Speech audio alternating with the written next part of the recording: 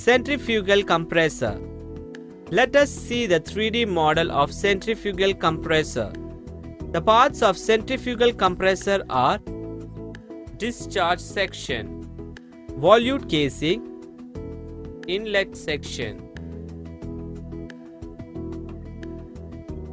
The refrigerant vapor from evaporator passes into the channels formed between the blades of the impeller.